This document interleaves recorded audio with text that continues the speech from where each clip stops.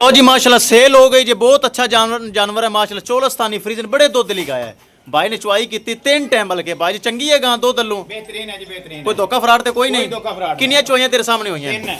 3 चुवाइयां कीतियां ने माशाल्लाह। ते 20 लीटर माशाल्लाह दुध पूरा करके भाई लैके चला इस्लामाबाद वास्ते रवाना। सैफ भाई उन्हें जानवर कर लिया परचेज। अल्लाह ताला सोना रब भाई मोहम्मद सैफ के नसीब च करे। इस अलावा किसी बराबर में जानवर चाहिए होने माशाल्लाह पाक पतन काउस से अच्छे जानवर और मयारी जानवर माशाल्लाह मौजूद हैं। ए चेक कर लो। ले चलो जी ले चलो जी। बड़ा दुध है माशाल्लाह वैड कोल लम्मी उच्ची फुल साइज प्यार अल्लू माशाल्लाह रेट लो प्यार मुहब्बत किया है। लो जी माशाल्लाह जा रही जे दुध दी नहर। अल्लाह ताला मालका दे नसीब करे। इस अलावा किसी साडे भरा नूं वीर नूं मजीद अच्छी नस्ल का जानवर चाहिए होवे राबता करके परचेज कर सकता है।